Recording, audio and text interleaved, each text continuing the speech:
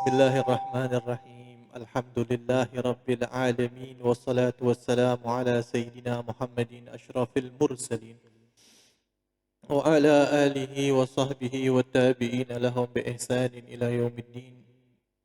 Allahumma salli wa sallim ala sayyidina Muhammadin al-fatihi lima ughliq wal khatimi lima sabaq nasiril haqqi bil haqqi wal hadi ila siratikal mustaqim wa ala alihi haqqa qadrihi wa miqdarihil azim. Amma ba'du. Ayuhal hadirun rahimakumullah. Alhamdulillah telah kita dengarkan nasihat demi nasihat. Alangkah indahnya majlis kita di malam hari ini. Yang tadi sebelum maghrib tadi kita bilang ini adalah rizki. Rizki yang ada dua rizki kan tadi yang kita sampaikan. Ada rizki yang perlu dicari, ada rizki yang enggak perlu dicari. Alhamdulillah, majlis yang indah, majlis yang mulia, majlis yang di situ diturunkan sakinah, ketenangan hati, karena disebutkan di situ nama Nabi kita Muhammad sallallahu alaihi wasallam. Maulid demi maulid kita baca, maulid demi maulid, setiap hari, setiap malam, terkadang sehari sampai 2 kali kita baca maulid, enggak pernah ada kata rasa bosan. Bahkan kita ingin bermaulid lagi dan terus ingin maulid. Enggak ada orang bosan dengan solawat, enggak ada orang bosan dengan maulid, ada yang bosan. Bahkan Sayyidina Utsman mengatakan, "Idza tahural qalbu lam yashba' min qiraatil Qur'an wa min shalah 'alan nabi." Orang yang hatinya bersih, dia enggak akan pernah bosan membaca Al-Quran, dan dia juga tidak akan pernah bosan untuk bersolawat kepada Rasulullah sallallahu alaihi wasallam. Semakin dia baca Al-Quran, semakin dia ingin lebih banyak lagi membaca, ingin lebih banyak lagi. Al-Fatihah itu kita baca dalam solat kita sehari berapa kali? Hampir 17 kali kan? 2 rakaat. Pernah ada yang bosan? Enggak bosan. Begitu juga dengan solawat kepada Rasulullah. Semakin kita baca, semakin kita ingin lebih dekat lagi, lebih kenal lagi. Maulid adalah sirah Nabi Muhammad, perjalanan hidup Rasulullah sallallahu alaihi wasallam, yang mana penceramah pertama tadi mengatakan apabila kita semakin kenal, semakin tambah iman. Orang satu-satunya orang yang apabila kita sebut namanya, kita mengenalnya akan tambah iman kita. Begitu juga ketika kita semakin mengenal Nabi sallallahu alaihi wasallam, maka kecintaan kita kepada beliau semakin besar. Enggak pernah ada kata bosan. Kalau masih ada rasa malas, rasa berat untuk melakukan sunnah Nabi sallallahu alaihi wasallam, untuk bersolawat kepada Rasulullah, untuk hadir di majlis semacam ini, masih ada rasa berat, berarti kenalnya kita kepada Rasulullah itu masih kurang lagi. Kalau kita kenal, maka kita cinta. Kalau kita cinta, kalau cinta sama sesuatu, itu terus yang kita pikirkan. Itu terus yang kita sebut. Kita menyebut namanya berulang-ulang, gak bosan-bosan. Dan kita mudah untuk menjalankan sunnah-sunnah beliau dengan bahagia, dengan mudah. Itu tandanya hati kita mencintai beliau. Dan majlis yang mulia seperti ini adalah bukti cinta kita kepada Rasulullah sallallahu alaihi wasallam. Dan majlis ini telah ada pun sejak zaman Rasulullah dulu. Bahkan di masjidnya Rasulullah itu ada satu kursi khas untuk Hasan bin Thabit yang di situ digunakan untuk memuji Rasulullah sallallahu alaihi wasallam. Paman beliau, pakcik beliau Abbas bin Abdul Muttalib pun telah memuji Maulid Nabi sallallahu alaihi wasallam di hadapan Rasulullah sallallahu alaihi wasallam. Dan maulid demi maulid yang kita hadiri kena harus wajib menambah cinta kita kepada Rasulullah. Jangan sampai kita hadir maulid, kita enggak dapat berkah pun. Ada 3 orang, mungkin hadir maulid itu orang yang hadir di maulid, dia duduk saja, dia tidur. Hadir majlis macam ini, dia duduk di pojok, kemudian dia tidur. Enggak tengok kanan, enggak dengar pun. Orang yang macam ini insya-Allah dia akan mendapatkan keberkahan juga. Li'annahum julasa la yashqa minhum jalisuhum. Mereka orang-orang yang duduk karena Allah. Enggak mungkin ada satu yang lain bahagia, yang lain ahli syurga, yang satu sendiri yang celaka. Enggak. Air kalau banyak enggak akan kena najis. Ya, kalau air sedikit kena najis sedikit aja jadi berubah, jadi najis kan. Kalau banyak, ini kita macam air nih kita banyak nih. Tidur dia nggak dengar pun, nggak apa-apa, hadir aja, barokah insya Allah, dapat berkah. Tapi barokah amah. Tapi kita mau barokah yang khas, yang khas khusus. Kita mau berkah yang khusus. Siapa yang dapat berkah yang khusus ini? Enggak semua orang. Mereka-mereka yang hadir wa aqbala biqalbihi illallah wa ilar rasul. Mereka yang hadir dengan hatinya. Bukan hadir dengan jasadnya saja, tapi hadir hatinya, dia hadir dengan husnudzan kepada Allah, husnudzan kepada Rasulullah, husnudzan kepada semua yang hadir. Dia memandang semua yang hadir adalah lebih mulia daripada dia. Dia merasa dirinya paling jauh dari Rasulullah. Dia merasa dirinya paling banyak berbuat dosa. Dia merasa dirinya paling jauh dari Allah Subhanahu wa taala, paling hina, paling rendah. Orang yang macam ini yang akan diangkat oleh Allah Subhanahu wa taala. Tapi ada juga yang hadir, dia nggak dapat berkah yang amah atau berkah yang khasah. Dua-duanya nggak dapat, dia termasuk orang-orang yang mahrum dari barokah. Waliyadzubillah. Siapa dia? Dia orang yang hadir tapi hatinya penuh dengan ingkar terhadap maulid. Hadir karena terpaksa. Hadir tapi dalam hatinya ada su'udhan kepada samping kanannya, samping kirinya, merasa dirinya lebih mulia daripada yang lain. Ini orang macam ini yang mahrum, yang kita doain semoga Allah ngasih hidayah.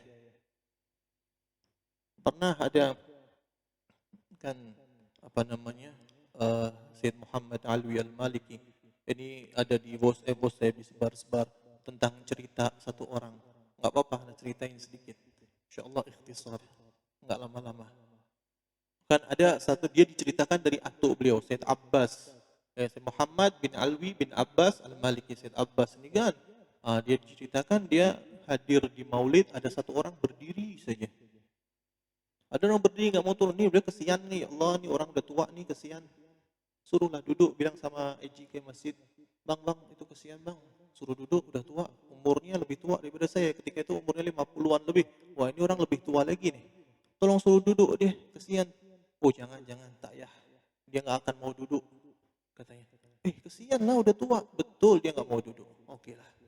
Sampai selesai maulid, sampai selesai tausiah semua, mana tausiahnya panjang-panjang lagi. Selesai, orang ini datang mau salaman dengan Syed Abbas. Bilang salaman, tanya, ya Syekh, kenapa inti berdiri terus? Tak penat ke berdiri dia tuh? Dia cakap, dia cerita, kenapa dia berdiri terus ketika maulid itu. Dia bilang, ana dulu ketika hadir maulid, ana setiap ada maulid, ana pasti ingkar terhadap maulid. Apa ini maulid ada berdiri? Ya Rasulullah, salam isyahadah. Apa ini maulid? Bid'ah, lah, dan yang lain. Dia ada ingkar di dalam hatinya. Lepas itu suatu ketika dia mimpi. Di dalam mimpinya dia duduk bersama kelompok orang itu, sahabat-sahabatnya. Lepas itu Rasulullah SAW datang. Rasulullah datang, semuanya berdiri.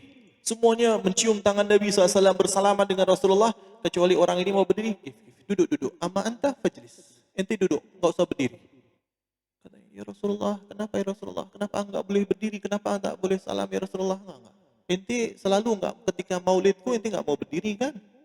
Ente ingkar terhadap maulidku, sekarang ente duduk baik-baik di situ. Rasulullah pergi. Sedih dia.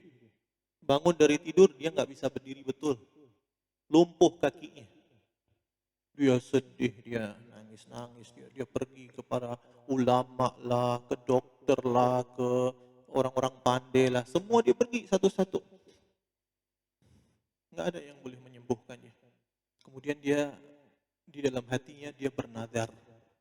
Aku nadar kalau Allah sembuhkan kakiku, aku boleh berjalan lagi, maka setiap maulid aku akan hadir, aku akan berdiri terus, nggak mau duduk.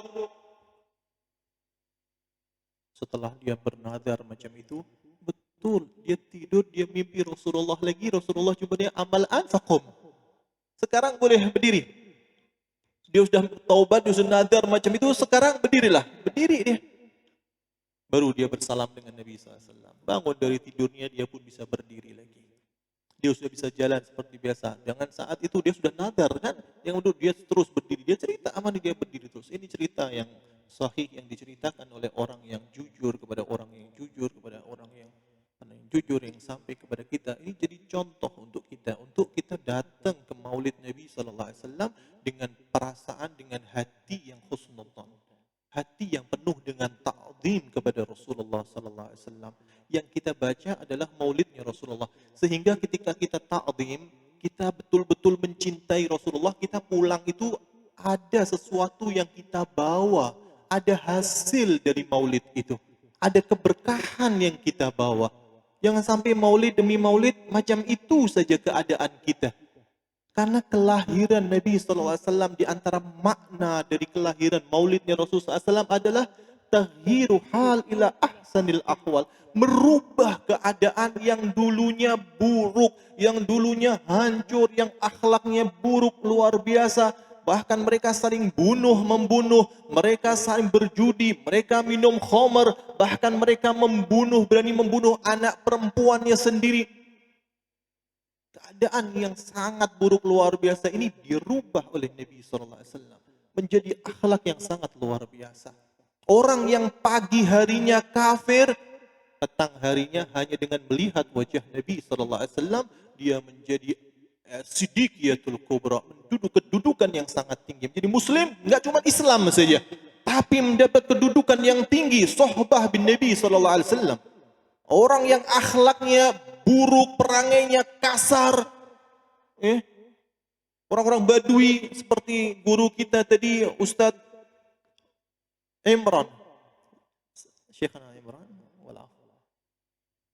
beliau menceritakan tentang orang yang menggembala kambing tadi, Badui perangainya memang kasar luar biasa. Seperti saya ini tadi udah ceritain tentang kambing kan. Saya sedikit sebagai penutup saya akan cerita tentang biawak, tapi bukan biawaknya yang saya mau cakap. Perangai si Badui ini tadi. Dia kan orang Badui kasar, ngomongnya nggak punya adab. Dia datang kepada Rasulullah, dia sembunyikan topnya di kanannya, dia caci maki Rasulullah. Di depan, kau Muhammad, kau yang mengaku Nabi. Rasulullah tenang aja, tenang. Tapi gara-gara akhlak yang luar biasa dari Nabi SAW, orang Badui yang akhlaknya buruk ini, ketika dibuktikan mukjizat Nabi SAW untuk hewan dhab tadi yang di hadapan Rasulullah diam, kemudian bersyahadat di hadapan Rasulullah. Kemudian setelah melihat mukjizat Nabi Muhammad, dia melihat wajah Rasulullah dan dia bersyahadat di hadapan Rasulullah, bagaimana keadaannya? Langsung menjadi orang yang paling tawadhu. Dia mengatakan, ya Rasulullah, izinkan aku untuk sujud di hadapanmu. Yang tadinya kasar sekarang minta sujud. Enggak, kata Rasulullah, tak boleh. Kalau gitu izinkan aku untuk mencium kakimu ya Rasulullah. Oke lah, kalau cium kaki bolehlah, sujud tak boleh. Ini singkat saja. Sayyidina Umar bin Khattab, siapa yang nggak kenal bagaimana kerasnya. Bahkan adiknya dikena tampar. Betul. Adiknya sampai berdarah, perempuan. Adiknya kena tampar Sayyidina Umar sampai keluar darahnya. Tapi setelah masuk Islam, di rumah istrinya Babel, panjang lebar. Apa Sayyidina Umar? Diam. Betul kan? Ada sahabat salah satu orang yang mau mengeluh tentang keluarganya. Kemudian mau mengeluh tentang keluarganya, istrinya marah-marah di rumah. Ini dia mengeluh. Sampai di rumah ternyata ini Amirul Mukminin nih sedang diam, dimarah-marah sama istrinya. Taghyir, berubah 380 derajat bisa berubah. Gara-gara apa? Satu kali syahadat. Gara-gara apa? Satu kali melihat wajah Nabi SAW. Lah kita ini, bila kita ini mau berubah juga, maulid demi maulid, apakah merubah diri kita? Satu kali kita hadir maulid sampai tengah malam, besok kita subuhnya kemana? Kita hadir maulid tapi mata kita masih melihat hal-hal yang haram. Kita melihat maulid tapi tangan kita masih mendolimi orang. Kita masih hadir maulid tapi lisan kita masih terus dan terus berbohong dan kita menikmati kebohongan itu. Tidak ada rasa ingin taubat, tidak ada rasa ingin takut kepada Allah. Maka saatnya maulid ini adalah saatnya kita merubah diri kita. Cukup kita menyakiti Rasulullah SAW. Jangan dikira maksiat kita ini enggak sampai kepada Nabi Muhammad. Rasulullah tahu, Rasulullah lihat apa yang kita lakukan.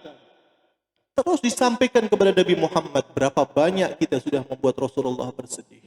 Berapa banyak kita sudah membuat Rasulullah meneteskan air mata. Sekarang saatnya hari-hari kita membuat Rasulullah SAW tersenyum, membuat Rasulullah SAW bahagia, membuat Rasulullah SAW ridha kepada kita insya-Allah. Minta maaf alal itala wal afu minkum. Assalamualaikum warahmatullahi taala wabarakatuh. Allahu